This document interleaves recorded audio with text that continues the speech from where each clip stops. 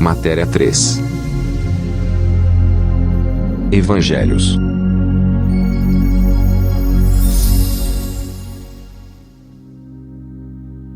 Seja bem-vindo a esta aula de número 15.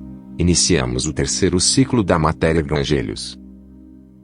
Marcos. O Evangelho de Marcos nos mostra Jesus Cristo como servo escolhido, anunciado muito tempo atrás pelos profetas, que veio para servir e dar sua vida em resgate por muitos. Como convém à história de um servo, Marcos nos conta as ações de Jesus, em vez de suas palavras. Neste livro sagrado, o escritor não é mencionado. No entanto, desde os primórdios da Igreja, a escrita inspirada deste Evangelho foi atribuída a Marcos. O nome de Marcos aparece várias vezes no Novo Testamento. No livro de Atos, carta aos Colossenses, segunda de Timóteo, carta a Filemon e primeira carta de Pedro. Marcos era seu nome romano, e João seu nome judaico. João Marcos não era um dos 12 discípulos, mas provavelmente foi convertido por Pedro, já que este se refere a ele como Marcos, meu filho. Lendo as passagens mencionadas, é possível saber que ele pertencia a uma casa piedosa, um lugar de encontro para os crentes. Ele era sobrinho de Barnabé e teve uma dedicação precoce ao ministério do Evangelho. Alguns identificam a Marcos como o jovem que seguiu a Jesus na última noite. E um jovem o seguia, envolto em um lençol sobre o corpo nu. E lançaram-lhe as mãos, mas ele, largando o lençol, fugiu nu.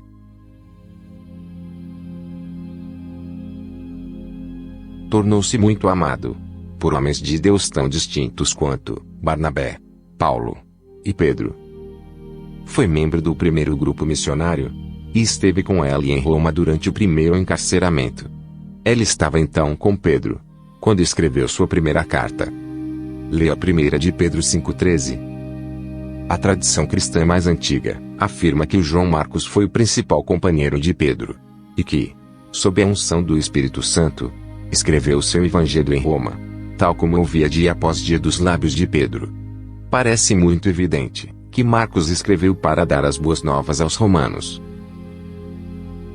São usados termos latinos como legião ou centurião. Emprega-se a divisão romana da noite em lugar da divisão dos judeus. As profecias do Antigo Testamento, das quais os romanos sabiam muito pouco, são omitidas. Explicações como que o Jordão é um rio, 1:5. Que o Monte das Oliveiras fica em frente ao templo, 13:3. Ou muitos outros detalhes, que os judeus teriam entendido sem explicação, fazem entender que ele se dirigia aos romanos. Há uma série de palavras que nos movem ao longo do texto. Então, instantaneamente, ao ponto, em breve, imediatamente, no momento, no ato. Todas essas expressões são traduções de uma única palavra grega, que é um termo que se refere à presteza do servo.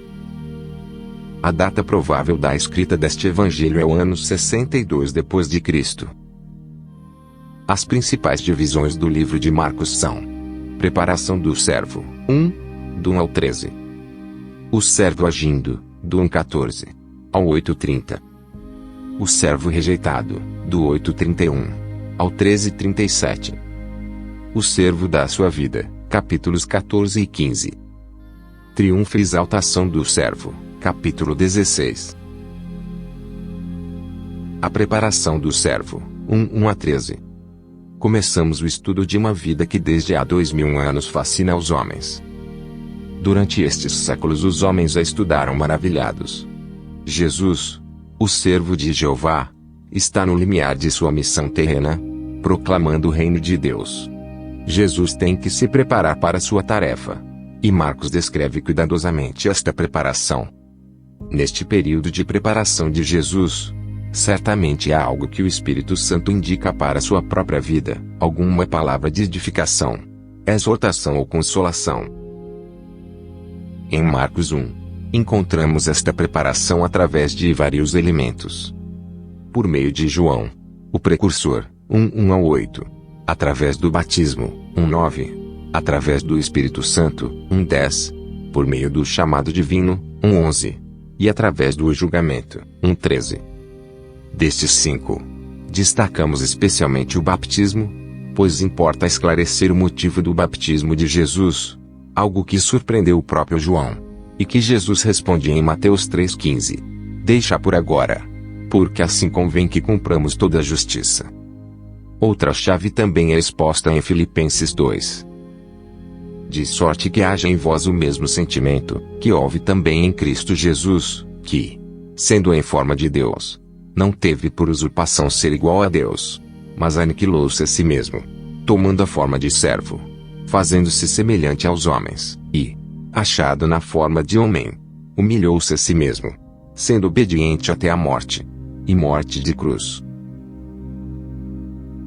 Assim, podemos dizer que o batismo de Jesus é sua apresentação pela voz que clama no deserto, mas também um ato de identificação espiritual com os pecadores, e um ato em que Jesus cumpre a justiça divina, em substituição de aqueles por quem ele vai se entregar.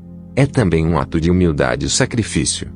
E também podemos ver que, através deste ato, Jesus reconhece a origem divina do batismo que João ofereceu. Poderíamos falar de muitos outros motivos de grande relevância sobre a necessidade deste batismo. Segunda divisão. O servo agindo. Do 1:14 até o 8:30. O servo é sempre encontrado trabalhando. O Evangelho de Marcos é uma breve narrativa das obras divinas e do trabalho contínuo. Não encontraremos neste Evangelho o Sermão da Montanha, nem os ensinamentos sobre a oração, nem outras longas mensagens registradas por Mateus, João ou Lucas. Da mesma forma, em relação às parábolas, Marcos escreve apenas 4. Em vez disso, encontramos neste livro um milagre após o outro, em rápida sucessão, como sequências de um filme maravilhoso. Em todos os lugares Marcos nos dá a ideia do ônus do serviço. Multidões se reúnem para ouvir Cristo. A cidade inteira se reuniu no portão. Eram tantos os que iam e vinham, que havia momentos em que ele não podia nem comer, ou não podia entrar na cidade. Homens de todas as cidades correram a pé para vê-lo. Onde quer que fosse, punham os enfermos diante de si, e todos os que o tocavam ficavam sãos. Mas embora seu ministério sempre tenha sido caracterizado por ação rápida, ele nunca correu no trato para com os necessitados. Marcos nos mostra como ele cuidou de cada um com interesse pessoal, nos diz que nosso Senhor separou os surdos e os cegos com ele quando os curou. Ele ajudou e amou cada um em particular. O Senhor não nos trata como uma multidão, nem como uma massa, mas como indivíduos. Ele conhece e ama, ouve e atende a cada um, em particular, de acordo com a necessidade de cada um. Continuaremos na próxima aula, analisando este Evangelho de Marcos. Até então, que Deus te abençoe.